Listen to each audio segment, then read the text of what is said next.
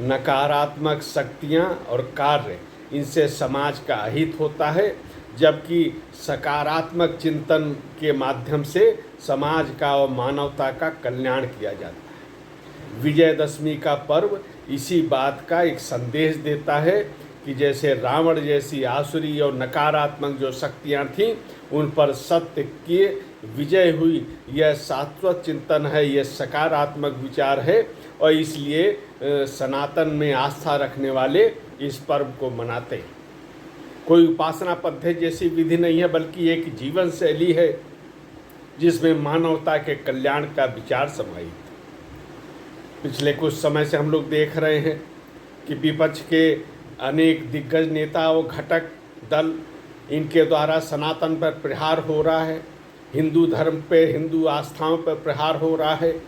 योगी आदित्यनाथ ने भी इनको जवाब देने का एक बीड़ा उठाया और वो अनेक माध्यमों से, अनेक अवसरों पे इस प्रकार का संदेश देते भी हैं, और उनको एक प्रकार से ये चेतावनी भी रहती है कि यह जो भारत है, ये सनातन के विचार पर ही आगे बढ़ेगा।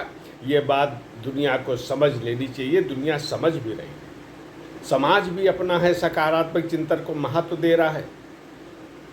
विजयदशमी के अवसर पर गोरक्ष पीठाधीश्वर श्री योगी आदित्यनाथ जी ने जो परंपरागत विजयदशमी की शोभा यात्रा है, उसका नेतृत्व किया। आम जनमानस के बीच होते हुए वह रामलीला स्थल पर पहुँचे। भगवान प्रभु राम का, माता जानकी का, भगवान हनुमान जी का उन्होंने पूजन वंदन किया। इसके बाद लोगों को संबोधित भी किया। उसमें ये विचार भी उठाया कि आज भी नकारात्मक शक्तियां हैं जो समाज को बांटने का काम कर रही हैं। जाति मजहब के आधार पर बांटा जा रहा है, और ये केवल स्वार्थी तत्व हैं। स्वार्थ के कारण ही अपनी राजनीति के लिए ऐसा ये कार्य कर रहे हैं। समझ गए लोग किशोर योगी आदित्यनाथ जी का इशारा है, और इस बात को उन्होंने बता दिया कि भारत का जो समाज है इसको स्वीकार नहीं करेगा, और सकारात्मक जो शक्तियां हैं उन्हीं के प्रयासों से ही आज केंद्र में, उत्तर प्रदेश में, अनेक राज्यों में सनातन में आस्था रखने वाली सरकारें हैं। और ये सरकारें किस प्रकार कार्य कर रही हैं, जन कल्याण की भावना से जो राम राज्य की एक कल्पना है उसके दिशा में आगे बढ़ने का प्रयास किया जा रहा है।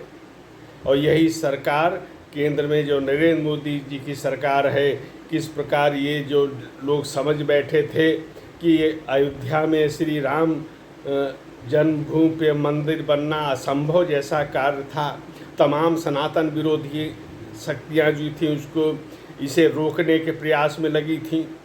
इसके बावजूद ये 500 वर्षों का सपना साकार होने जा रहा है।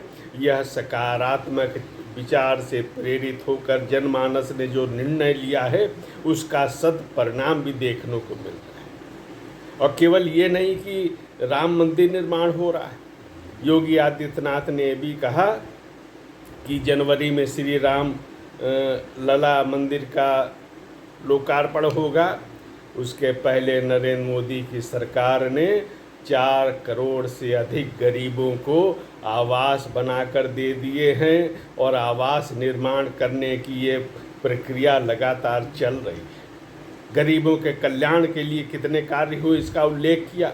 ये बताने का ये अवसर ये था कि केवल जो राम राज्य की कल्पना है जिसमें हर एक व्यक्ति का महत्व है, उस दिशा में ये सरकार, केंद्र की और उत्तर प्रदेश की सरकार निरंतर कार्य कर रही है। जबकि जो सनातन का विरोध करने वाले हैं उनकी भी असलियत लोग जानते हैं। ये बात को समझने की आवश्यकता है। एक बड़े निर्णय की तरफ देश बढ़ रहा है, जहाँ पे हमें जो अपनी भारत की विरासत पे गर्व करते हुए आगे बढ़ना है।